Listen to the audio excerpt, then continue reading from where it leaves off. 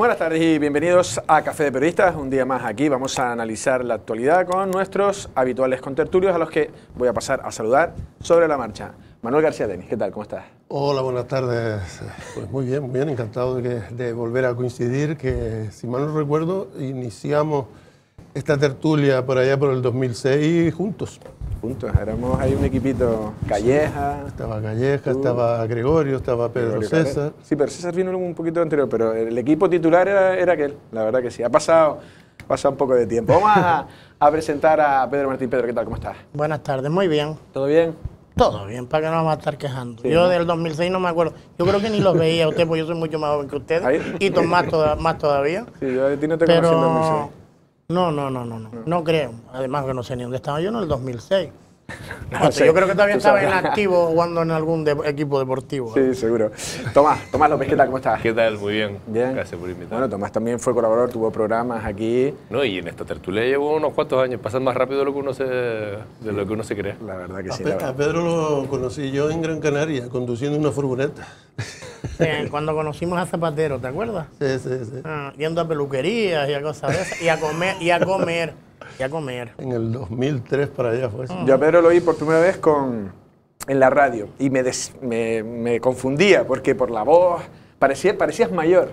Pues yo te voy a decir muchas veces, ¿sabes lo que me dicen cada vez que me llama alguien? Dice, señora, te lo juro por Dios, cada vez que me llaman, lo de que me van a ofrecer cambios de luz y cosas de esas, o teléfono, me dicen, señora, me está dando un complejillo ahí, pero bueno, ¿qué le No vamos a has hacer? visto tu atractivo masculino. Bueno, ¿verdad? vamos a hablar de cosas serias, vamos allá. Vamos a empezar, lógicamente muchas veces nos quitamos un poco los temas más de sucesos y ponemos... A ver, fue el fin de semana, se supo, no lo sabíamos bien, pero al final se confirmó y al final el ingreso en prisión por una puñalada, en este caso en un bar en el Charco del Palo. Empezamos por Manolo, pero no sé si lo que has podido saber en Periódico Lanzarote, lo que se ha podido saber y un poco también lo que pueda generar, no sé si cierta, no sé, inseguridad o... Yo creo que datos muy poco Muy más poco allá, ha trascendido. Muy poco más allá de lo que Creo que está en la UCI el sí. varón apuñalado de mediana edad y no se sabe bien, la policía local de Aría tampoco sabía Se le mucho. daba por muerto incluso, Se ¿no? daba En por algún muerto. momento se le dio por Es que fallecido. yo creo que en el chat de prensa del TSJC no sé si era como medio ambiguo, pero al final se sabe que está en la UCI y que no ha fallecido. Y que el agresor está en prisión y Está en poco prisión. más se sabe, ¿no? No se sabe ni cuáles fueron las causas de que se produjera el altercado. Hombre, evidentemente lo que a lo mejor sí llama la atención es que pase esto en un sitio con tanta tranquilidad como suele ser Charco del Palo, ¿no? Claro que sí. Yo recuerdo un reportajillo tuyo que hiciste ahí. La verdad que pocas veces he ido yo al Charco del Palo, salvo para grabar y alguna vez a bañarme, pero sí, o sea, coincido en lo que están comentando, que es una zona De de un extranjeros también, turismo, pues. sí, o sea, pero de un turismo, yo creo que bastante repetitivo, de esta gente que viene a lo mejor los inviernos a Lanzarote, Mayor, gente sí. mayor, que además busca pues eso, ¿no? La tranquilidad e incluso el tema del nudismo. Integrarse con la naturaleza, La posibilidad de, ¿no? de estar... pues no sé, no conozco el caso, pero seguramente una de las dos hipótesis puede ser o con intención de robar o bien por algo que traían, o sea, algo de conocimiento Sí, previo, quiero o decir. un bar, ¿no? nunca se sabe también Pero el estado puede en el ser, que pudieran estar. La verdad que, bueno, se desconoce, estaremos atentos a... Bueno, y al transcurrir también de la salud, en este caso, del varón.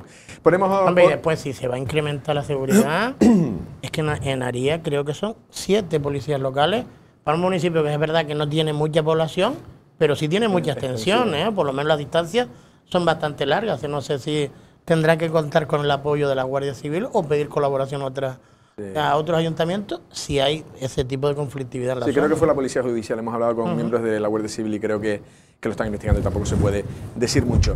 Bueno, voy a poner sobre la mesa, no sé si luego vamos a ver imágenes o... Vamos viendo imágenes, algunas colas que tenemos, por si luego vemos el vídeo. No, en el sentido de un nuevo atropello a causa de una persona que lleva una patineta eléctrica. Y quiero ponerlo sobre la mesa porque aquí vuelve a levantarse la controversia de algo nuevo en el que parece que no está regulado. Luego, si quieres, vamos a ver el vídeo. Bueno, vamos a hacer una cosa. Vamos a ver el vídeo. Todavía no está. No vamos a ver el vídeo. No lo vamos a ver. Pero, bueno, lo ponemos ya sobre la mesa, porque lo que quería decir es que nos habla el concejal de movilidad y al final la compañera Sara no le queda claro si hay una normativa clara o no, depende del estado y está cambiando. Pongo sobre la mesa, si quieres en este caso, bueno, ahora Tomás, no sé si de ser un elemento de movilidad interesante, moderno, pero en estos cambios, ¿no? En los momentos de cambio está un poco como en el aire y parece que a veces pues, puede producir puede producir daños, en este caso personales. Yo creo que una cosa que nos falta a casi todos, y especialmente a gente que a lo mejor se está incorporando a la movilidad a través de este tipo de sistemas, que muchas veces son gente joven, es educación vial. O sea, yo me sorprendo de la cantidad de gente, y a veces sin conocimiento, que va, por ejemplo, con una bicicleta por la acera, cosa que no se puede porque es un vehículo, o que no utiliza, y hasta uno mismo, a veces en ocasiones, no poner la luz cuando tienes que ponerla, y esto se acrecienta o se multiplica, pues esta sensación de inseguridad, el hecho de que aparezcan este nuevo tipo de sistemas digamos, de vehículos, ¿no? En los que además parece que hay una... A ver, yo entiendo que si es un vehículo debe ir por la carretera, debe ir en todo caso por carreteras que lo permitan, obviamente no por autopistas, sino por los que tengan un límite de velocidad bajo, y además con las distancias que se deben seguir. A veces, pero hasta que yo por ejemplo, yo que suelo ir en bicicleta, hasta a veces te tocan el claxon, la pita, porque vayas normalmente, o sea, sienten que la bicicleta tiene que ir o apartada, o que no puede estar pues esperando, por ejemplo, un stop, sino que o esperando un semáforo. O sea, que no eres un vehículo, sino que eres una especie de híbrido, pero claro, no lo eres, no eres un híbrido. O sea, eres un vehículo y tienes que, además, ir con, si cabe, doble de seguridad, porque no tienes, digamos, el armazón que te permite un coche o otro tipo de movilidad, ¿no? Yo creo que falta ese tipo de, por ejemplo, yo que estoy en un centro educativo, creo que pocas veces escucho que los chicos acudan a formaciones en las cuales te permitan pues conocer por dónde sí, por dónde no, con qué señales. A la autoescuela sí, pero eso es para llevar un coche, pero para todo lo demás. Sí, para eso hay cierto desconocimiento y también en la propia norma, ¿no sé, Manolo? Yo lo que sí creo es que cuando no se dan respuesta a los problemas se agravan, se agravan. Y no es nuevo el uso de la bicicleta, es más antigua que el coche. No es nuevo ni reciente tampoco el uso de las patinetas, y además son recomendables desde el punto de vista de una movilidad más sostenible, y no hemos tomado ninguna decisión. Yo entiendo que el hecho de que concentremos todos esos vehículos en un mismo carril pueda causar problemas. Lo lógico es que hubiera una infraestructura adaptada hacia los objetivos que estamos siempre diciendo que nos marcamos. Queremos un desarrollo sostenible, queremos una movilidad no contaminante, pues tiene que haber unas infraestructuras mínimas, porque al igual que las patinetas, yendo por sitios más seguros para ellos, como pueden ser la acera, causan problemas a los peatones, ellos están expuestos en los carriles de los coches, porque es verdad, o sea, usted también va en el coche, ir por debajo de 20 en el coche se hace complicado. Eso hay que buscar la convivencia de todo ese aparataje de forma organizada. Y yo lo que veo es que ciudades que visito 10 años después, 20 años después, están adaptadas casi todas, menos Lanzarote. Y eso es un déficit que tenemos y que tenemos que atender. Está bien criticarlo, pero si no tomamos decisiones, el problema va a persistir. Sí, carriles bici y todo, tenemos una deficiencia tremenda, Pedro. Yo, aprovechando que estaban ellos mirando, digo yo si había normativa o no, se está preparando por la DGT una normativa con nuevas obligaciones y multas, donde se va a prohibir absolutamente el uso de la patineta por aceras, que vemos que van por todos sitios. Yo pondría también zonas peatonales, que aquí en Arrecife están proliferando, y las vemos también pasar, igual que las bicicletas, como decía Tomás. Y después, no son las autopistas, porque si no aquí no nos libramos de ninguna, porque aquí no hay autopistas. Bueno, autovías, vías interurbanas, por tanto, en casi ninguna LZ podría haber, y en carreteras de mucha fluidez, ¿no? Con respecto al tráfico. Yo creo que es un vehículo que es verdad, que ya que estamos intentando desarrollar o apostar por la movilidad sostenible, es un vehículo interesante y que hay que intentar que se establezca, pero también es verdad que, como dice Manolo, con unas medidas, y nosotros parece que siempre vamos, o Lanzarote, o incluso Canarias y España, va siempre un pasito por detrás, porque ha habido un boom reciente con respecto a las patinetas, y evidentemente lo que no ha habido es una adaptación de estas patinetas a este boom que se ha desarrollado, y vemos las patinetas yendo por donde les da la gana. Yo creo que también con la falta de acción, no sé si también por vacío legal por parte de las autoridades, porque yo sí he visto las patinetas por donde les da la gana, policía allí y no hacen nada, a lo mejor es que hay vacío legal y no saben cómo actuar. Y después también es verdad que ha habido partidos políticos aquí en Lanzarote. Yo recuerdo en algún momento cuando proliferaron estas empresas que dejaban las patinetas por cualquier sitio, pidiendo que hubiera una regulación, Se intentó en San Bartolomé y no quedó en absolutamente nada, pero creo que es un elemento que ha llegado para quedarse y que estamos a tiempo todavía de regularlo, y no sé en qué lugar. Y después están los atrevidos, porque después está ya la controversia que hay en torno a... Ahora las patinetas ya han aprendido a cambiarle los limitadores estos, y ya hay patinetas que van más, sí, no deberían ir a más de 25 kilómetros, ves patinetas que van como motos, ¿no? Y eso también habría que tener un control por parte de la autoridad, pero si no se les para ni se les exige cualquier tipo de norma. Y también dice ahí, que decía en la noticia, que era del País, que va a haber una especie de certificado que es como que estás apto para circular. Como decía Tomás, creo que también lo argumentaba, que hay poco conocimiento, no poca educación vial. Pues a lo mejor, incluso empezando la educación secundaria, que es más o menos cuando empiezan a utilizarlo, pues sería el momento. Yo tengo la sospecha además de que en nuestro proceso formativo, que estamos toda la vida formándonos hasta los 23, 24, 25 años, depende de qué y cómo, pero hay una básica que es la obligatoria hasta los 16 años, que parece que más allá de enseñarlos a escribir y a leer, a aquellos que consiguen aprender, no se le enseña ninguna otra cosa práctica, porque vamos a ver, salen chiquillos de 16 años y no saben ni tan siquiera lo que es el IRPF, por ejemplo, una cosa con la que se van a encontrar, lo que son los impuestos, lo que son en general los tributos, las obligaciones que tenemos los ciudadanos. Pues es que te vas a encontrar en la calle o conduciendo un coche o de peatón o conduciendo una bicicleta, todo ese tipo de cosas. Lo lógico es que haya una educación vial. Y que tenga que ser ya generalizada, no que tengas que ir a una escuela después para si usted saca el carnet, no. Tiene que haber conocimiento. Un peatón tiene que saber cuándo puede cruzar y cuándo no puede cruzar, y dónde lo puede hacer, y cuáles son las obligaciones que tiene cuando sale a la vía, al margen de que tenga coche o no. Con respecto a lo que está diciendo Manolo, perdona el inciso, ayer precisamente hablaban de que, por ejemplo, igual que nosotros estamos a la cola, el país que mejor está en el plan Bolonia es Estonia, porque dice que tiene una educación adaptada a las necesidades. Claro. Supongo que enseñarán educación vial, no sé, pues cómo comportarse con las nuevas tecnologías, no sé lo que enseña. Pero una persona a desenvolverse, ya después cada uno se especializa a aquello que quiere dedicarse de forma singular. Pero en ese compendio, en esa demanda de obligaciones, de derechos, de actitudes que tenemos que tener, alguien nos lo tendrá que decir para homogeneizarlas también, para saber yo las que tienes tú y las que tengo yo. Yo creo que es una reclamación de los tiempos. Es que una de las cosas que estamos viendo en los centros educativos es el desencanto, y sobre todo se da a partir de segundo de la ESO, o sea, cuando ya empiezas a construir tu propia personalidad. Y tiene que ver con eso, porque los chicos te dicen que ¿para qué me sirve esto?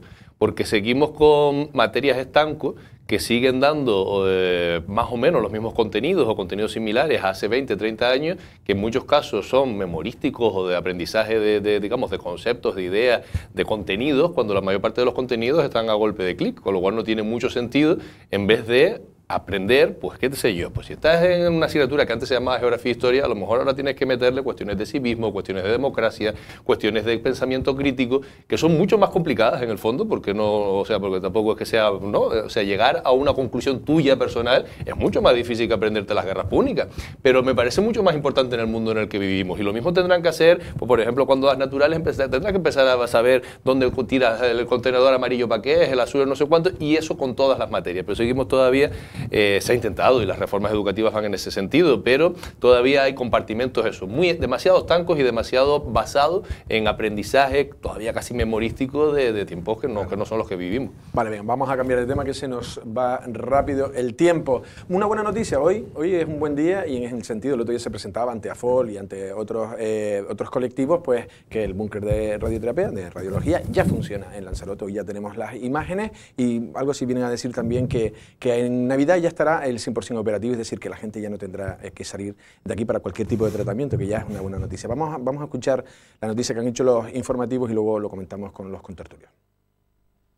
La semana que viene ya los pacientes de Lanzarote que se están tratando Las Palmas podrán venir para acá y continuar su tratamiento aquí cerca de casa. O sea que en Navidad no va a haber pacientes de Lanzarote tratándose en Las Palmas. Una buena noticia, y es que el búnker de radioterapia que empezó a funcionar esta mañana irá acogiendo cada vez a más pacientes lanzaroteños. La doctora Marta Lloret Sáez comenta que en el primer día de este nuevo servicio se han citado a 5 pacientes. Tenemos previsto que pasen a lo largo del día, que se hagan 5 tratamientos tratamiento, o sea que empiecen 5 pacientes nuevos aquí en el acelerador lineal que tenemos en Lanzarote, y probablemente se haga la planificación de otros 2 pacientes más. Un número que será incrementando de manera progresiva hasta poder atender a todos los lanzaroteños en la isla. La idea es poder llegar a tratar entre 12 y 15 pacientes por día. Depende muchas veces, los tratamientos de radioterapia pues no son todas las sesiones iguales, hay sesiones que son más complejas y otras menos, entonces dependiendo del tipo de pacientes que haya, pues a lo mejor podemos llegar a tratar hasta 20 pacientes. Llegando a unos 350 pacientes al año. Bueno, estimamos que en torno a unos 300-350 pacientes se podrán tratar aquí en Lanzarote. En Las Palmas se continuará haciendo la valoración de qué tratamiento es mejor para el paciente. El diagnóstico se hace aquí, todo en Lanzarote. Lo que se va a hacer la valoración en Las Palmas de cuál es el tratamiento de radioterapia más adecuado. La radioterapia no es solamente un acelerador lineal, no es solamente la radioterapia externa, que es lo que hacemos aquí con este acelerador, sino que también hay otras formas de administrar la radioterapia que no se van a tener aquí de momento y que son técnicas que se hacen en centros muy especializados. Tratándose a la mayoría de ellos en estas instalaciones, en las que contarán con una atención íntegra del paciente oncológico en Lanzarote y con los mismos profesionales que hasta ahora. La doctora también señala que los pacientes querían ser tratados en la isla cuando se empezaba a escuchar sobre la apertura de este espacio. Bueno, pues lo dicho, una buena noticia, era una antigua reclamación y todo tarda en llegar, pero las cosas llegan. Pedro, voy contigo también, has tenido tratamientos en otras islas y la verdad que siempre desde AFOL decían lo complicado que era, la debilidad con la que ¿no? recibes unos tratamientos también a veces agresivos y demás, y al final, pues bueno, se nos hizo caso, con todo lo que costó, con algún consejero que llegó a decir que no lo necesitábamos, y bueno, parece que por fin llegó y ya es operativa. Por fin, ¿no? Es una reivindicación histórica, yo creo que también hay que recordar también el otro día, ayer o antes de ayer, no, o la semana pasada, tuvimos aquí la oportunidad de estar con Carmen Arroya, las cuales estuvieron ayer, entre otros, digo, como representantes de los familiares oncohematológicos de la isla de Lanzarote. Es una reivindicación que llevaban haciendo desde hace muchos años, con estos traspiés que tuvieron en algún momento, ¿cómo se llamaba el hombre este? Morera, ¿no? Morera, que no lo veía el hombre, pues afortunadamente ahora sí nosotros lo estamos viendo. Después es verdad que el camino ha sido bastante tortuoso. El año pasado no, yo creo que hace 2 años, cuando se puso en marcha también, habiendo empezado incluso después, y afortunadamente para ellos, el búnker de radioterapia, pero de Fuerteventura, que es un hospital más reciente que el de Lanzarote, y por fin llega a la isla de Lanzarote.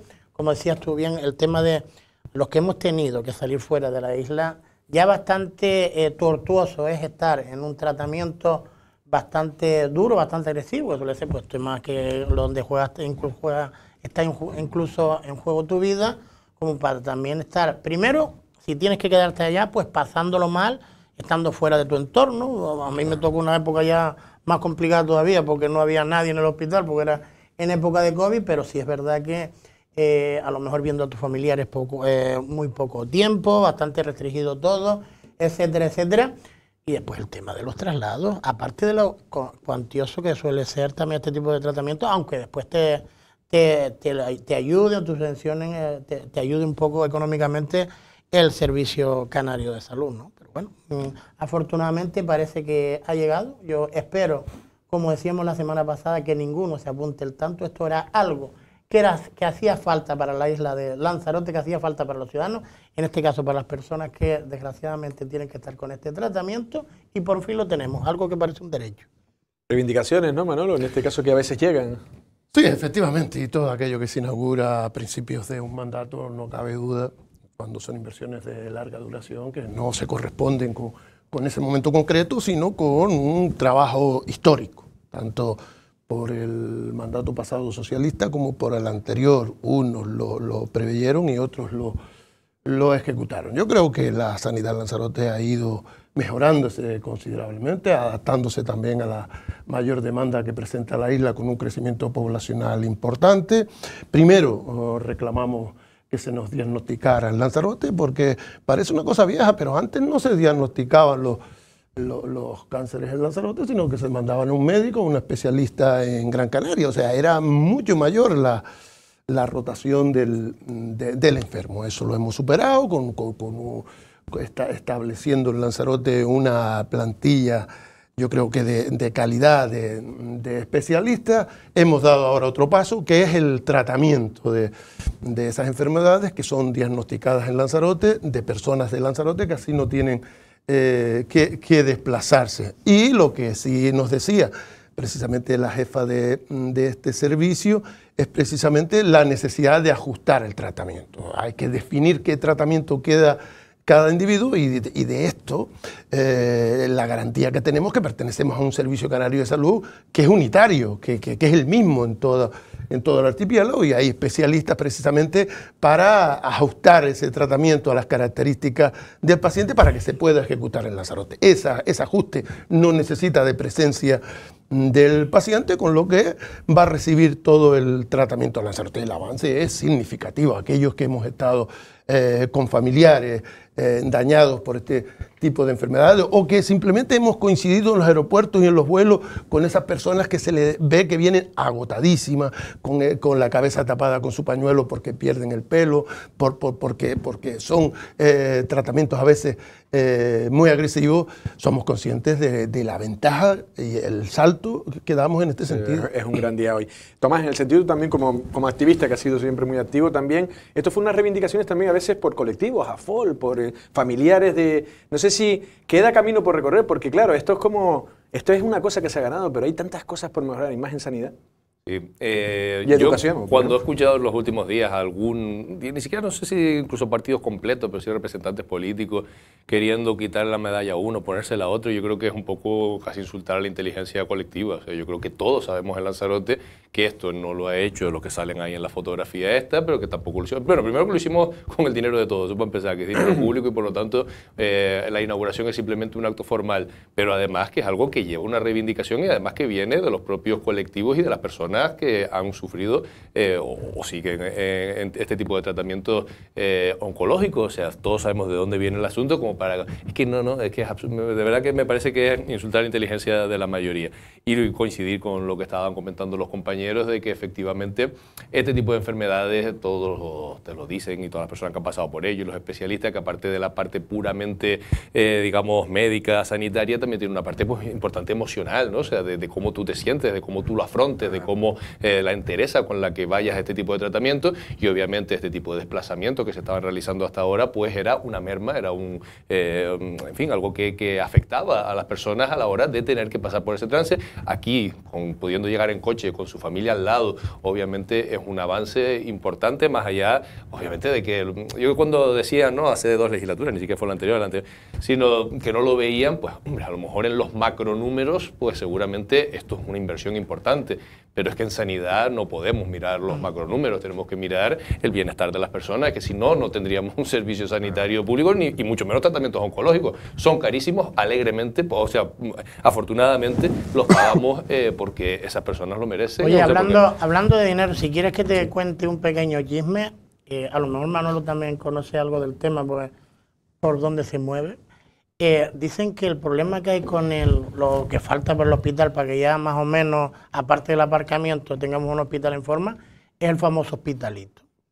Por lo visto, ahora hay problemas con la financiación, porque se aprobó el proyecto, toda la financiación esa venía con fondos europeos y con un procedimiento de urgencia para arriba y para abajo, y como tardaron tanto, ahora ese procedimiento ya no vale. Europa no se lo justifica y tenemos el hospital sin pagar y no sabemos quién lo va a pagar, el hospitalito. Ese es el problema que hay, por lo visto, para que sepamos qué vamos a hacer con esa obra que salió por emergencia y que todavía no está ni puesta en marcha. Pues sería un grave problema. Bueno, estaremos pendientes. Es lo que me han dicho fuentes cercanas al hospital. Vale, vamos a cambiar de tema porque luego vamos a tener un invitado, en este caso Francisco Galante, lo haremos vía Skype, es un catedrático de Historia del Arte que ha indagado un poco también la relación de César Manrique con Aria. Pero antes de que entremos, quiero poner sobre la mesa, si quieres empezamos contigo, Manolo. El tema de hoy hay un consejo de administración, tenemos imágenes, consejo de administración de los centros de arte, cultura y turismo, de los centros turísticos, y había un punto ahí espinoso, que era la subida de las tarifas de las visitas de los centros. Para que más o menos hagan una idea, se calcula que entre un 60 y un 70% en alguno de los centros, por decir, el más importante a lo mejor Timanfaya, que pasaba, no sé si me acuerdo, de 12 a 20 o algo así, 12 a 20 euros. Se calificaba, no sé si el Cabildo percibió cierta crítica de que estaban siendo como muy exagerado también el incremento. Yo no sé si tú se quedó sobre la mesa. ¿Crees que algo ha habido de eso? Hombre, evidentemente. Esto era una idea que lideraba el consejero Ángel Vázquez y que posiblemente al final fue frenada por el equipo de gobierno cabildicio por la respuesta que ha tenido en el sector empresarial, precisamente aquellas agencias que trabajan directamente paquetes de eso, sí, con los centros turísticos, porque el incremento es de golpe y de una forma importante. Se sube 2/3, que es lo que significa 20 frente a 12, o sea, el 66% de subida de la noche a la mañana. Y yo sí creo, y en eso coincido con el Partido Socialista, que le critica también en nota reciente, el que toda decisión económica necesita un informe, una valoración económica, pero yo voy mucho más allá. Yo no creo que una decisión de esas características pueda ser tomada a la ligera y solo con afán recaudatorio o adaptación en comparación con otros centros. Y me explico. El valor estratégico que tienen los centros turísticos va mucho más allá que la propia recaudación de los centros turísticos. La función que cumplen los centros turísticos no es solo el que vayan los turistas, funciona también como un atractivo de los turistas, como una forma de obligar a los turistas a moverse por nuestra zona. Por ejemplo, si tiene un impacto negativo esa subida, si hace que haya gente que empieza a seleccionar si ir a todos los centros o no, porque, oye, si yo vengo con mi mujer y vengo con mis 3 hijos, ya se me hace un poco más costoso y decido ir solo a las Montañas del Fuego y no voy a los centros turísticos que están en el norte. No solamente no voy a tener ingresos en los centros turísticos del norte, sino que no van a tener ingresos los restaurantes de Arrieta, los restaurantes de Punta Mujeres y aquellos otros negocios que se nutren precisamente de ese desplazamiento de turistas. Yo creo que son decisiones que tienen que tomarse muy bien explicadas y no exclusivamente de si por que en la Alhambra cobren 40 euros de entrada o en otros lados, porque hay que conocer también el funcionamiento que tienen los centros turísticos dentro del engranaje propio turístico, porque hablamos muchas veces de eso, pero después lo solemos interpretar mal. Tomás, en este caso hay algunos que también han comentado como que esta decisión también desinflaría un poco el tensionamiento en determinados momentos. También es verdad que no en todo el año, pero muchas colas y demás, y que se ganaría, ¿no?, con menos gente una cantidad similar. No sé si esto es peligroso, es conveniente. Yo no tengo una opinión cerrada sobre este tema, entre otras cosas, y como bien decía Manolo, porque tampoco tengo informes que me lo avalen. Es que yo creo que una persona, por mucho que tenga una idea, que yo a Ángel Vázquez se la he escuchado exponerla, creo que me falta argumentación técnica y teórica sobre los beneficios de esa decisión. O sea, no basta con decir tal sitio cobran tanto, ¿no?, sino en cuánto va a beneficiar, en qué medida va a beneficiar. Yo creo que, pero de todas maneras, como usuario que soy del turismo y de la visita a los diferentes lugares, en los lugares donde me muevo, yo sí tengo una cosa clara. Una cosa es que no se puede vender a precio de saldo nada, sobre todo si te quieres poner en valor ese lugar y quieres decir que es un lugar pues eso, característico, emblemático, realmente valioso, pero tampoco puede sentirse el que lo visita poco menos que engañado, estafado, sentir que van a por el turista o que van, ¿no?, esa idea de te sacan dinero en todas partes, ¿no? Entonces, si tomas una medida también creo que hay que tomar otra. Es decir, si tú aumentas el precio, por ejemplo, lo que estás diciendo, lo que no puedes es aumentar el precio y que a lo mejor la gente, como bien dice Manolo, decida optar por la joya de la corona a lo mejor de los centros, que pueda ser Timanfaya, y después de pagar 20 euros te pases una hora haciendo cola porque es el mes de julio.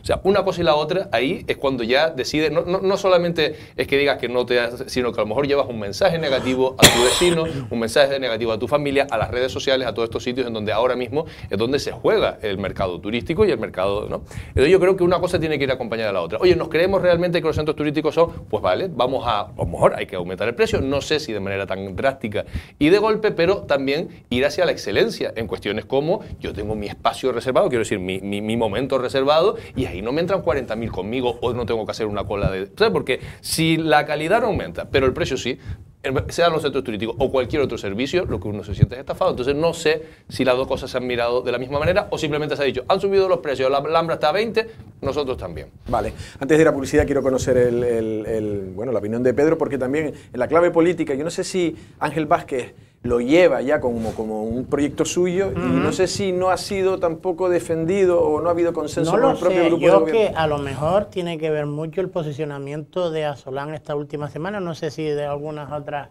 entidades turísticas agencias que de se viajes, hayan opuesto, porque sí es verdad que no se oponen a la subida. Lo que piden es una subida escalonada, Gradual, sí, escalonada, sí, no, sí, sí. no se oponen. A mí, de verdad que cuando Ángel lo explicó, a mí no me parece a nada descabellado subir a 20 euros, porque creo que son espacios únicos, por ejemplo el de la Montaña del Fuego. Manolo quiso ser fino con respecto a lo que comparó Ángel. A mí, yo creo recordarle que lo que dijo en su momento fue: en la Warner cobran 50, que nosotros aquí, porque cobremos 20 por montaña. Tú quisiste compararlo con... No, lo oí también en un medio que sí, decía, pues creo que y también por lo eso sé que compararon con la vale Warner. 40, porque yo la Alhambra hace 30 años que lo oí. Yo tampoco, pero creo que también hablo algo de eso, y es verdad que son sitios únicos donde hay que, donde a lo mejor pagar 20 euros por ir a Montaña del Fuego, un lugar único en el mundo, no es nada descabellado. Otra cosa es la de las colas, que yo creo que tampoco sería descabellado hacer cola si no se tuviera que hacer dentro de un coche. Porque hacer cola, yo por lo menos, no sé si a usted se le ha pasado o que han tenido suerte, yo muchas veces estando en Madrid he tenido que desistir de ir al Museo del Prado, porque ¿tú qué es? Para darle vuelta a un edificio y estar dando cola, o ir al Escorial. Es que la cola, al fin y al cabo, son sitios muy reclamados. Es verdad que lo que no es de recibo es estar haciendo cola, metido en un coche con un calor insoportable, con inseguridad, etcétera. Había que buscar una alternativa. Creo, pero y hacer cola, obstruyendo una carretera, precisamente buscando una solución los dos a esta aparcamientos situación. que se A lo de las planteaban colas, eran no. A lo de las colas, para dinamizar. Y yo creo también, porque yo creo que vamos a ver, hay que elaborar un poquito mejor los mensajes. No se puede decir, oye, es que aquello vale. Porque yo creo que hablamos de la excelencia, del recuerdo que se lleva la gente de Lanzarote. Y si subimos los precios de forma que la gente no pueda ver los centros turísticos en su conjunto, estamos empobreciendo la visita a Lanzarote. Estamos empobreciendo el mensaje que se lleva ese visitante a su lugar de origen. Y eso hay que valorarlo. Yo creo que son decisiones que no pueden tomarse a la ligera por una persona que quiere gestionar aquello o que quiere aumentar los ingresos hasta 36,4 millones en un año. con un estudio no está mal. No, pero no es solo, no es solo un estudio económico, desde mi punto de vista. Y lo que yo entiendo que es hacia donde tiene que ir la isla y lo que es un desarrollo sostenible. El nivel de satisfacción del turista es importante y no es lo mismo que pueda acceder a distintos sitios que no. Y que eso nos va a proporcionar ingresos para toda la red empresarial y de trabajadores de Lanzarote, que es lo que nos interesa. A nosotros no nos interesa exclusivamente que los centros turísticos saquen un montón de dinero, que muchas veces ni tan siquiera sabemos en qué se lo gastan después. Pero lo que sí queremos es que haya una red de centros que atraiga turistas, que irrigue a la sociedad y que mantenga nuestro entramado empresarial a unos niveles que pueda pagar unos sueldos interesantes. Yo creo que eso es lo que estamos buscando, o eso ideamos en los años 60, o queríamos, porque no hay que olvidar que en los centros turísticos inicialmente lo que buscaba era emplear también a esa gente de Aría y de la zona que por las limitaciones de desplazamiento que había en aquella época no podían ir a otro lado. Correcto. Sí, rápido. Con lo que decía, no son las colas, pero sí creo que las colas por la incomodidad, pero también en general la masificación. La masificación va en contra del mensaje o la idea o lo que todos tenemos en la cabeza, que son los centros turísticos de Lanzarote, e incluso lo que debería ser la isla de Lanzarote. O sea, yo pienso que sí se debería utilizar vías, como por ejemplo la venta previa de entradas con un margen temporal, es decir, de 10 a 11 usted entra, para poder disfrutar de los centros turísticos. Yo he entrado en pero espacios... Tomás, la masificación se mide dentro, no en el aparcamiento. No, si el centro tiene mucha capacidad, las circunstancias lo que quiero decir es que no son solo los que hacen que haya cola. Que no solo la incomodidad de la cola en el coche y tal, sino que además el hecho de que sea aquello una taquilla por donde todo el que pueda pasar pasa, bueno, eso también. Para mí empeora la calidad de la experiencia. Yo, por ejemplo, visité la Cueva del Drac, maravillosa. En Mallorca no voy más nunca. Lo siento, yo en ese plan no voy más nunca, porque fui en verano, por muy maravilloso que sea, yo me sentí en una, o sea, horrible, o sea, cantidad de gente, la forma de tratarte como si fuera ganado. Vamos, a mí eso... A mí me pasa lo mismo en los cruceros, yo no voy más a un crucero ni regalado. Vale, pues yo no quiero eso para mí. No, y en verano menos. Ese es el efecto también que tiene, ¿no? Como cuál era la película de Leonardo DiCaprio, La Playa, ¿no? Que se convirtió, no sé si es en Tailandia o algo así, que no es lo mismo esa playa, solo que esa playa con miles de personas, ya pierde un poco el valor. favor. Vamos a ir a después publicidad. nada más que un apunte. Rápido, y después, Pedro. es verdad que lo que no puede ser también, y aquí sí se lo llevo defendiendo la postura de Ángel Vázquez, lo que no puede ser es que se lleve la medida 3 veces. Hay que llevar las cosas bien encajaditas, porque cuando uno lo lleva 3 veces lo que hay es un poquito de improvisación, por no hablar de mucha. Vale, pues venga, nosotros vamos a ir a publicidad y a la vuelta vamos a hablar con Francisco Galante, autor del libro César Manrique y Aría, el artista y la belleza del lugar.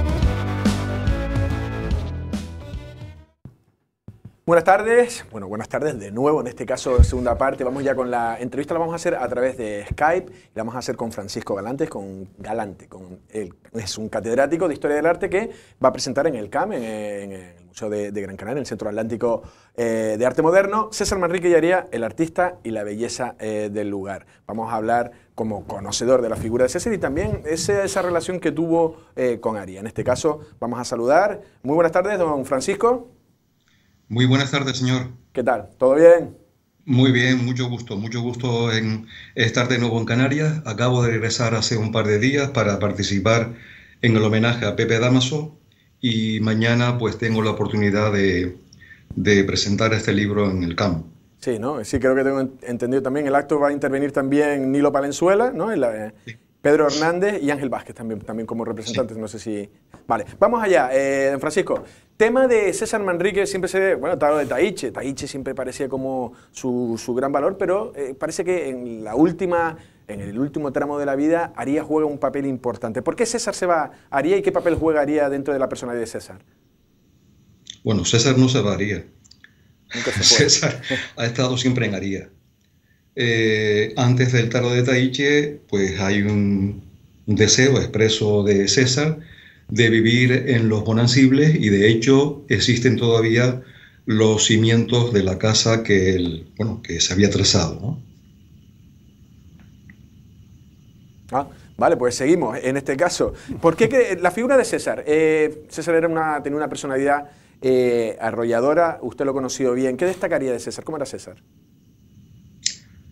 César fue un artista, un artista en el pleno sentido del término, con todo lo que implica el término artista, y que su obra pues no debe analizarse desde un punto de vista sentimental o anecdótico, ¿no? Sino que tiene unos valores intraartísticos que hay que valorar, ¿no? César fue el artista que todos necesitamos, ¿no? El artista que hoy en día se ha puesto en valor debido no solamente a su obra excepcional, sino también a su repercusión de su obra en un tiempo donde asistimos, mejor dicho, al agotamiento del sujeto, al agotamiento del individuo, ¿no? Son tiempos oscuros, son tiempos tristes, son tiempos de un sistema, yo pienso que prácticamente obsoleto, y una sociedad ensimismada que necesita de una esperanza, ¿no? Y la esperanza es la relación con el mundo natural, sin duda alguna. Y esa relación con el mundo naturalista y esa relación con ese mundo fantástico, cosmogónico, que es el paisaje en general de Lanzarote, César aplicó un concepto intuitivo, que es el concepto de la belleza, ¿no? Y de hecho el libro articula, o pretendo articular, ese concepto de la belleza a través de distintas fenomenologías, ¿no? Con dos ideas fundamentales, ¿no?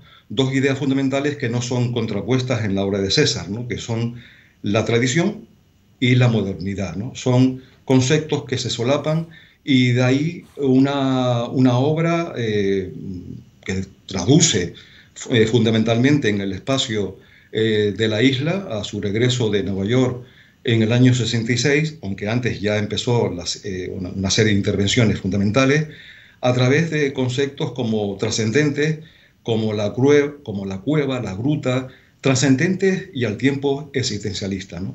Pero la idea de la belleza yo creo que se debe valorar en su justa medida, partiendo de una idea que pretendo también esclarecer en el libro, de una idea del romanticismo alemán, del primer romanticismo alemán, ¿no? La idea de esa naturaleza, esa belleza de la naturaleza, ¿no? Hay una empatía entre esa belleza de la naturaleza y la intuición propia de César que crea un espacio mágico, un espacio único en el mundo, y se ha hablado de un proyecto, no es un proyecto general, es un proyecto que va creciendo poco a poco, es una utopía posibilista, pero que con el paso del tiempo, por las razones que antes apuntaba y otras razones más, evidentemente esa utopía se ha deconstruido y se ha convertido en una distopía. Don Francisco, le va a hacer una pregunta al compañero Manuel García Denis. Hola, buenas tardes. Más o menos buenas tardes, Diego, buenas tardes. Más o menos conocemos todos la aportación que tiene César, la trascendencia que tiene su obra en Lanzarote, pero mi pregunta quiere ir a la inversa. ¿Hubiese existido César sin Lanzarote?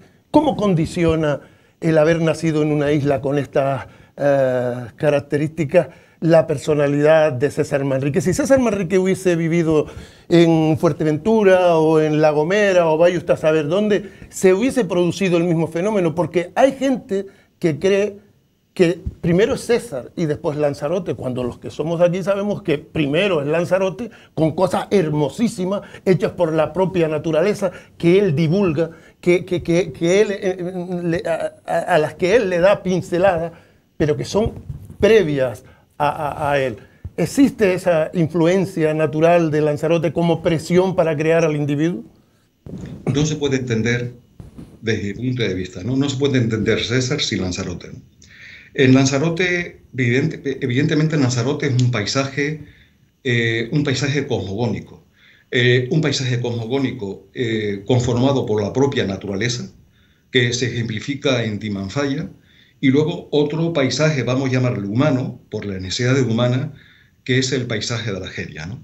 Ese paisaje, esos dos tipos de paisaje, el paisaje de la Algeria, con esa visión, vamos a llamarle, de las necesidades del ser humano en una isla, en una isla que hasta el regreso de César era una isla inhóspita, donde la gente tenía que emigrar hacia otros territorios, y es a la obra de César, una obra que se genera como fundamento básico en la potenciación del turismo, y gracias también a la labor, vamos a llamarle, de Pepín Ramírez y de Antonio Álvarez y de otros técnicos y artistas, que sin esa aportación la obra de César no se hubiese llevado a cabo. Es decir, la obra de César es una obra, vamos a llamarle, colaborativa. No se puede ignorar ni olvidar a toda la gente que participó, que se asoció a esa idea, ¿no? César, evidentemente, cuando regresa de Nueva York, es un artista moderno. Es un artista moderno que aplica los elementos, vamos a llamarle, naturales, que están en la isla de Lanzarote, están en todos lados, ¿no? Pero con mayor fuerza en la isla de Lanzarote, pienso yo, ¿no? Son los elementos de la naturaleza. Es decir, esa elementalidad, el aire, el viento, el agua, el fuego, todo está en Lanzarote. Y evidentemente, si no existe esa isla, y si no existe la posibilidad que tuvo César de realizar esa magnífica obra, no hubiese sido posible esa, vamos a llamarle, esa utopía. De tal manera que yo pienso que, todos sabemos que César tuvo luego intervenciones en otros lugares, ¿no? Pero falta el genius loci. El genius loci es Lanzarote, es el topos, es el territorio. Sin entender el territorio y la validez del territorio, no se puede entender a César. César no funciona igual porque los proyectos también que realiza en otros territorios, en otros lugares, son intervenciones, vamos a llamarle, específicas, no son territorios a gran escala. La isla de Lanzarote es una isla que se entiende, evidentemente, después de César, pero evidentemente, por supuesto, que si no existe esa naturaleza en esa isla, esa naturaleza mágica y trascendente, sublime, en definitiva, no se puede entender la obra de César, desde mi punto de vista. Vale, dos últimas preguntas, si puede ser breve, que nos vamos ya de tiempo, Pedro. Sí. Don Francisco, buenas tardes. Buenas tardes, señor. A mí me gustaría preguntarle por la obra de César, ya que estamos hablando de que su obra consiste sobre todo en César y Aría, la huella de César no en Aría municipio, pues yo creo que todos la conocemos, ¿no? Los centros de arte, cultura y turismo, la red de centros que hay en gran parte del municipio, sino en Aría Casco. ¿Cuál es el sello? Porque es que a mí me llamó mucho la atención cuando antes, y es verdad que se quedó ahí, en que César había soñado siempre y que había incluso visitado unos cimientos. No los conozco, entiendo que, por ejemplo, esos cimientos no son donde está actualmente la casa de César Manrique en Aría, ¿no? No. Vamos a ver, hay una idea primigenia de César en los años 60, principios de los 60, de vivir en los bonancibles. Es un lugar que está cerca, muy próximo a los Jameos del Agua, ¿no? Y yo pienso que el relato, porque es un relato existencial, es un relato vital de César, es que quiere vivir, al principio, no se llevó a cabo esa casa, pero luego descubre un lugar que también es trascendente y es existencialista, que es de nuevo el tema de la gruta, el tema de la cueva, que es la casa de Taíche, y él tiene siempre como referencia a Aría. La intervención de César en Aría habló en relación con el municipio, ¿no? Y yo creo que la obra más importante de César en Lanzarote, entendiendo la obra como un proyecto que se construye poco a poco, como dije antes, es en general, aborda a toda la isla. Pero es en Lanzarote donde existe ejemplos, es en Aría donde existe ejemplos manifiestos, como son fundamentalmente los Jameos del Agua, con una concesión distinta a lo que realiza luego en el Mirador de Aría, ¿no? Vamos a llamarle ese existencialismo de la gruta y la cueva con el carácter sublime del Mirador del Río, que es otro de las características que están vinculadas con ese romanticismo, primer romanticismo al que acabo de mencionar. Y ese romanticismo puede parecer como una cuestión teórica, una cuestión de críticos de arte. No. Es decir, ese romanticismo, ese carácter de la búsqueda personal a través de esa sublimidad de las expresiones está presente en todas las tendencias del arte contemporáneo. No solamente en César, evidentemente, sino incluso en artistas que él conoció en su estancia en Nueva York vinculado al expresionismo abstracto americano. Vale, última pregunta, el compañero Tomás López. Buenas tardes. Señor, buenas tardes. Buenas tardes. Quería preguntar, porque comentaba usted que desde el principio prácticamente César pensó en la idea de vivir en Aría, pero si uno visita los dos sedes que tiene la Fundación César Manrique, o digamos la sede y la Casa Museo del Norte, sí que nota uno, a lo mejor, una diferencia no solamente en cuanto al tamaño, sino también en cómo... Bueno, además ahora que hay una exposición en la de Taro de Taíche sobre, digamos, el vitalismo de César, ¿no? Creo que se llama algo así como Un placer vivir o algo parecido. Da la impresión de que la de Taíche es una casa más exhibicionista, más o que da para la exhibición, para el disfrute, para esos espacios. Mientras que Aría, para mí por lo menos, cuando me encuentro con la casa de Aría, me da la impresión más de un espacio para la creación, para el recogimiento. No sé si eso también tiene que ver con etapas vitales, porque fue a partir de finales de los 80 cuando se desplazaría, o también incluso etapas de la propia isla, un momento en que hacía falta mostrar más la isla al mundo, y otra en la que a finales de los 80 el turismo ya era una realidad, incluso contra la que César empezó a poner, a alertar sobre algunos peligros de esa exhibición también. Bueno, muchas gracias. La casa de Taíche, que se concibe en principio como una casa comunitaria, como un taller vamos a llamarle de artistas. Esa fue la idea inicial de César, para trabajar conjuntamente con Manolo Millares y Pepe Damaso. La casa de Taiché es una casa, vamos a llamarle, es una casa paradigmática desde el punto de vista que toda la obra de César tiene como referencia esa casa.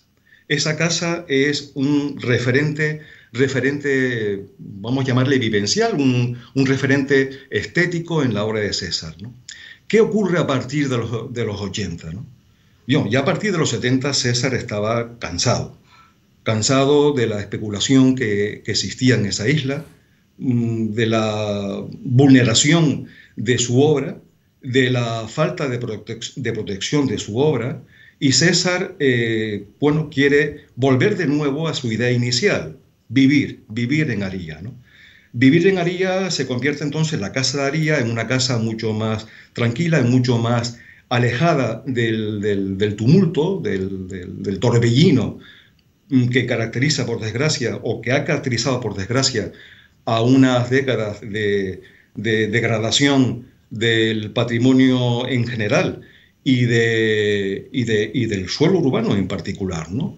Entonces, él mantiene una labor activista, ¿no? En los años 70 y 80, que sin duda alguna esto ha sido fundamental para que la figura de César haya crecido enormemente en la actualidad, ¿no?